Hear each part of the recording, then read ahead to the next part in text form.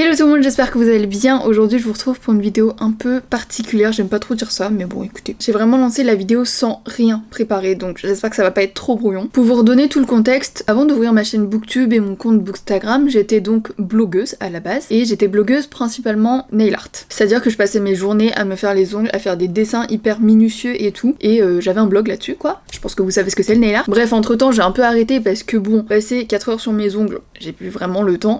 Tout ça pour dire que ça fait bien des années que j'ai commencé à être sur les réseaux sociaux, donc premièrement sur un blog. Donc ça fait vraiment des années que je suis sur les réseaux sociaux, même avant le nail art. J'étais fan de Magical Doremi et j'avais des blogs sur Magical Doremi. J'étais passionnée par l'équitation et j'avais des blogs sur mon club d'équitation, mes poneys préférés, enfin bref.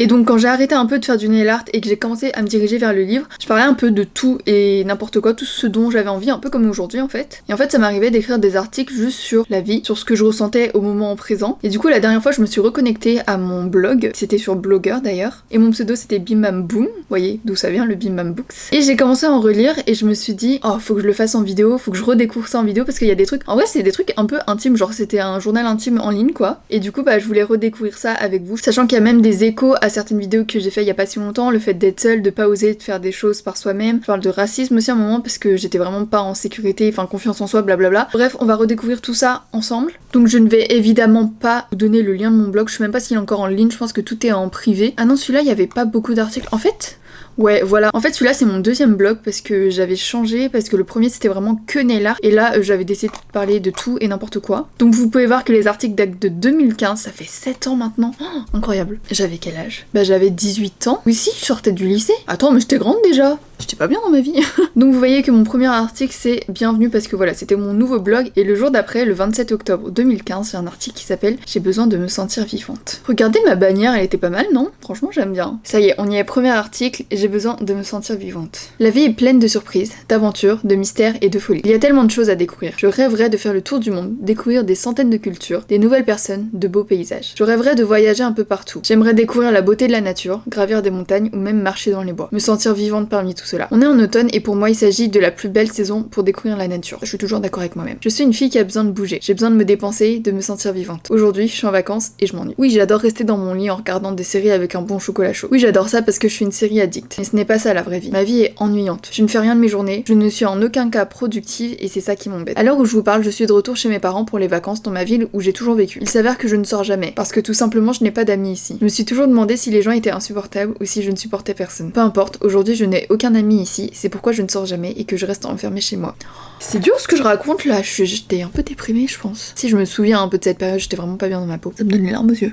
Vous me direz, va découvrir le monde toute seule. Mais je n'ose pas m'aventurer toute seule. Je suis extrêmement timide, alors rien que pour demander ma route, je n'ose pas. Je travaille sur ma timidité, j'arriverai à la vaincre. Message à la moi de 18 ans, promis, tu vas y arriver. Ma vie est nulle, il n'y a pas d'aventure, pas de surprise, pas de nouveauté, c'est juste la routine. Je ne suis pas fatiguée parce que j'ai couru à travers la ville toute la journée pour faire un tas de choses, non. Aujourd'hui, je suis fatiguée car je ne fais rien. Aujourd'hui, je me sens morte. Je sais pas trop quoi en penser. Je vous jure, j'ai les larmes aux yeux. Ah ouais, et mon pseudo à l'époque, non, c'était pas Bim Bam Boom, c'était Beautiful Dark Side, parce que voilà, j'avais un côté un peu sombre. Je pense que vous avez vu à cet article que j'étais pas forcément bien dans ma peau à l'époque. Ça fait bizarre de lire tout ça. Écoutez, heureusement qu'aujourd'hui tout va mieux, hein, mais ouais, c'est bizarre. Vous voyez, je parle déjà de je suis timide, j'ose pas faire les choses seule. Franchement, mon blog il était pas mal, hein. Regardez là les catégories sur le côté, trop bien. Bon alors pour la suite, il y a plein d'articles de tout et n'importe quoi. Je faisais encore du nail art, je parlais de make-up, je parlais de livres, de musique. Vous voyez, j'avais déjà commencé à faire la mode Fall Inspiration. Attendez, je vais voir. Vêtements. Ah ouais, je faisais des sélections. Et franchement, je devrais refaire ça. J'étais inspirée à l'époque. Et j'étais archi active, hein. Publiée genre 5 fois par semaine. Donc le deuxième article un peu plus perso où je parle de mes sentiments, il s'appelle Je suis terrifiée et parano. On est encore sur une bonne vibes. Samedi 21 novembre 2015. Cet article a été écrit avant les événements du week-end dernier et ça ne fait qu'accentuer tout ce que j'ai écrit dans cet article. Ah oui, du coup, c'était au moment des attentats de 2015. Donc là, j'explique que j'avais écrit l'article avant les attentats et que je le publie après, donc voilà, bref. Je n'ai pas vraiment envie de tout relire et tout réécrire pour l'adapter aux circonstances, car sinon je refuserais encore de le publier. J'ai pris pas mal de temps avant d'accepter de le publier, mais sachez que tout ce que je raconte s'est multiplié, sachant notamment qu'il y a eu des perquisitions dans ma ville. Je sens que ça va pas être fun. Aujourd'hui, je vais vous parler d'un sujet assez personnel. J'espère qu'en parler m'aidera à avancer et ne plus avoir peur. Parce que oui, j'ai peur. J'ai peur des gens. Je ne sais pas du tout par où commencer, j'ai beaucoup de choses à dire. Il est long l'article, hein? Oh. Ce week-end, je racontais à une amie qu'à partir du moment où je suis seule dans la rue et qu'il fait nuit, je panique. Et j'ai peur de tout le monde même si j'ai seulement 100 mètres à faire. Dès que je croise quelqu'un dans la rue, je m'imagine un scénario comme quoi je vais me faire agresser, qu'on va me suivre chez moi. Voici ce qu'elle m'a répondu. Non, c'est vrai? Mais non, faut pas. Enfin si, c'est normal, mais il faut pas être parano. Depuis qu'elle m'a dit ça, je me pose des questions. Suis-je vraiment parano? J'habite dans une résidence universitaire et pour sortir de chez moi, je suis obligée de passer sur des escaliers qui sont dans la cour de la résidence. Sur ces escaliers, il y a toujours des bandes de jeunes racailles qui traînent et qui sont assis. Je suis donc obligée de passer devant eux, ce qui littéralement me terrifie. Je me souviens très bien de cet article et de quand je l'ai écrit et quand j'avais peur de sortir, mais là aujourd'hui avec du recul, c'était juste une bande de jeunes qui traînaient dehors, qui étaient assis sur les marches quoi. Au début de l'année, dans les premiers jours, je me suis prise d'une remarque, un soir alors qu'ils étaient assis. Un truc bien débile du genre ching chang chong car je suis d'origine asiatique. Je me dis que je dois passer outre ces remarques inutiles, mais ça me fait toujours un petit quelque chose. Maintenant il fait noir quand je rentre des cours, donc évidemment il n'y a plus personne pour m'embêter. Mais évidemment tout ça n'est pas fini, c'est même encore pire, puisque maintenant quand je rentre chez moi manger le midi, ils sont encore plus nombreux, et ils sont là quand j'arrive et quand je repars, tous les jours. Dès que je passe, ils arrêtent tous de parler, ils me regardent passer, comme s'ils s'apprêtaient à me bondir dessus et m'agresser. Tout ça avec une ambiance pesante pour moi, pendant les 4 secondes où je passe. Je me suis aussi mangé une remarque débile genre tes chaussures ont été fabriquées en Chine, malgré le fait que j'ai entendu quelqu'un dire oh non ça se fait pas, du même groupe. Je suis partie presque en fuyant. Aujourd'hui, je suis donc terrifiée à l'idée de sortir et de rentrer chez moi. Je suis terrifiée de passer devant ces jeunes, ces ados qui oui sont beaucoup plus jeunes que moi, mais j'ai peur. J'ai peur de toutes les personnes que je croise. J'ai peur de tout. Donc suis-je vraiment parano? Il est long cet article. Cet ami qui m'a dit qu'il ne fallait pas être parano m'a également demandé est-ce qu'il y a une raison? Je lui ai répondu non, mais ce n'est pas la vérité. Je ne pense pas que je sois capable aujourd'hui d'en parler sans pleurer ou d'avoir la gorge nouée. Mais je pense que c'est depuis ces événements que j'ai de plus en plus peur de tout le monde. Bon du coup à l'époque visiblement j'étais pas prête à en parler, mais en gros j'avais été agressée, enfin si on peut appeler ça une agression, dans la rue, genre par des hommes qui commencent à me toucher ou qui commencent à faire des gestes comme si on allait avoir un rapport sexuel, un mec qui me met la main en fesse alors que je cours toute seule. Enfin voilà, ça m'est arrivé plusieurs fois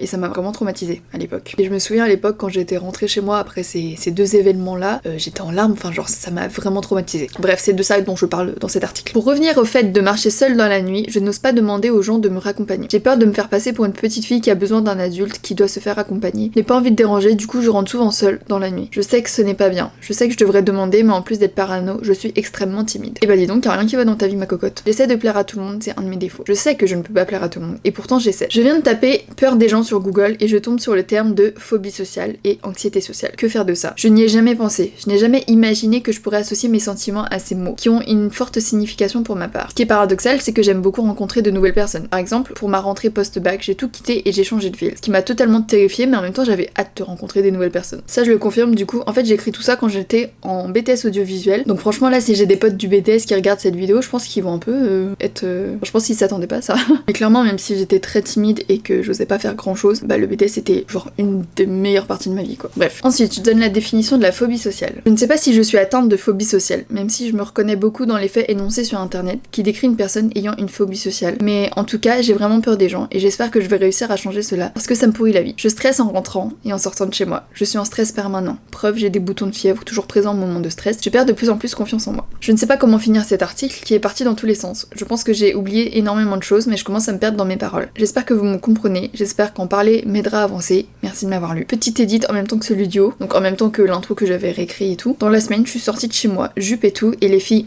racaillent devant chez moi, m'ont regardé passer, et une des filles m'a dit t'es trop belle. Et ça m'a rassurée un peu. Ah c'est émouvant. Bon, encore une fois, un article pas hyper joyeux, ça montre un peu le ton et l'ambiance dans lequel j'étais à cette époque-là. D'un côté, ça me fait un peu mal au cœur, enfin je pense à la Christiane d'il y a 7 ans, qui était vraiment pas bien dans sa peau, qui avait peur de tout, et je me dis la pauvre, et d'un côté je me dis mais franchement, regarde tout ce que t'as traversé, t'es plus du tout comme ça, t'es contente de sortir, de rencontrer des gens, enfin vraiment tout a changé, j'ai confiance en moi. Bon, ça dépend des jours, mais enfin voilà, globalement ça va. Et ouais, c'est à la fois triste et à la fois beau, parce que je me dis ouais, j'ai évolué quoi. C'est bizarre de relire ces articles, surtout qu'en plus je les écrivais, mais j'avais pas non plus j'avais pas une audience de ouf quoi. Donc là je vous dévoile un truc à 30 000 personnes, c'est un peu bizarre. Bon voilà, du coup là, à cette époque là, j'étais pas encore très bien, mais je crois que ça s'améliore. On va voir dans la suite des articles, j'espère que la vidéo serait pas trop longue, mais en vrai ça me touche de faire cette vidéo, franchement j'aime bien. Ah vous voyez, décembre 2015, ça va mieux. Le titre de l'article c'est « J'ai osé et j'ai passé une bonne journée ». Déjà on est sur une bonne vibe là. Alors, samedi 12 décembre. Vous le savez peut-être, je suis une personne très timide. Très timide. C'est pourquoi je n'ai jamais osé sortir seule de chez moi juste pour aller me balader ou prendre l'air. Et aujourd'hui, j'ai osé. Oh là là, ça fait tellement écho à ma vidéo d'il y a quelques mois là, où je passe la journée seule et tout. Enfin, vous voyez, c'est vraiment une problématique qui est là dans ma vie depuis des années. J'avais pas mal de bonnes raisons quand même. En ce moment, il y a le marché de Noël de Montbéliard. Du coup, c'est là où j'ai fait mes études. Du coup, je n'ai jamais vu la ville aussi active que maintenant. Bon, en même temps, ça fait 3 mois que je suis arrivée. Il faisait également super beau aujourd'hui. Plus la musique de Noël que j'entends de mon appartement, puisque je suis en plein centre-ville. Bon, en même temps, le centre-ville, il y a une rue passante. J'étais donc enfermée chez moi, une bonne ambiance dehors, et je me suis lancée. Je suis sortie seule. J'avais pour ambition de faire quelques courses de Noël et donc je suis passée à Sephora et je n'aurais peut-être pas dû. Je suis passée devant un paquet de calendriers de Ciaté et je me suis souvenu que le code promo de moins 25% sur internet finissait le jour même et donc dans ma tête ça a fait tilt, je devais l'acheter. Bref, on s'en fiche ça. Je suis donc rentrée chez moi pour commander le calendrier et choisir le retrait en magasin. Et oui, comment gagner 12€ MDR. Les bons plans de Christiane. J'ai donc été chercher mon calendrier 15 minutes après. Mais on s'en fiche de ton calendrier. Ensuite j'ai continué ma petite marche sur le marché de Noël, j'ai croisé le Père Noël.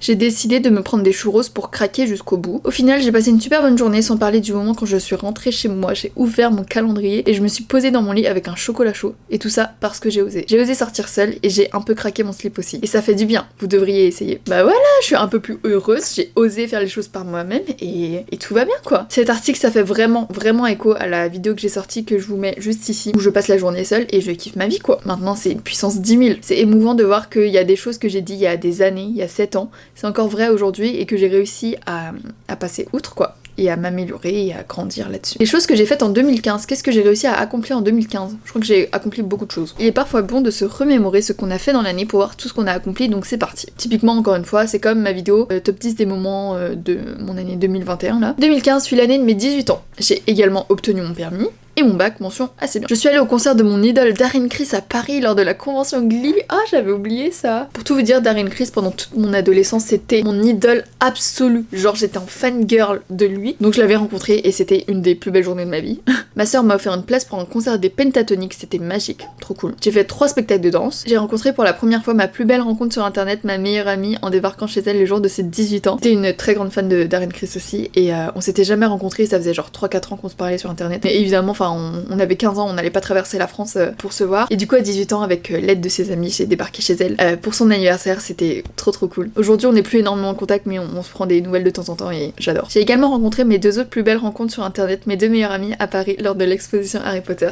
Ah ça aussi pareil, depuis très longtemps je me fais des amis sur internet et bah forcément quand j'étais petite c'était compliqué de les rencontrer et du coup je crois que l'année de mes 18 ans j'ai rencontré tout le monde et franchement ils ont fait partie de ma vie pendant tellement longtemps, je les aime trop. J'ai donc été à l'exposition Harry Potter, je suis partie en vacances avec ma famille dans un camping en Vendée puis à La Rochelle chez mon oncle. J'ai intégré mon BTS audiovisuel en option gestion de production à Montbéliard. J'ai eu mon premier appartement, which means vivre seul, which means liberté, indépendance et tout ça, nouveau départ. Je me suis vachement épanouie depuis ce nouveau départ. Oh la vache, on dirait pas. Hein. Pour finir, il y a ça, le nouveau blog qui est également un nouveau départ. Je vous souhaite une très belle année, plein de bonheur, blablabla. Et franchement, 2015 c'était pas mal. Laying in bed while somebody is having a wonderful life. Déjà, je suis bilingue. Là, je crois que je suis un peu retombée en mode de déprime. Hein. Pendant que certaines personnes ont des vies pleines de rebondissements, je suis, moi, allongée dans mon lit, en essayant désespérément de dormir car demain je me lève à 8h45 et je n'ai plus l'habitude en période de vacances. Et oui, il est minuit. Bah, ça va, il est minuit et pas non plus 4h du mat. Et oui, il est minuit et c'est encore en période de vacances que je rédige un article où je trouve que je ne fais rien de ma vie. Bah dis donc, la meuf n'aime pas les vacances. Les vacances sont faites pour se reposer, mais c'est bien de se reposer 3 jours. Après, c'est ennuyant. Je passe mes journées dans mon lit à être sur l'ordinateur, YouTube, Twitter, Facebook. À quoi cela va me mener dans la vie ?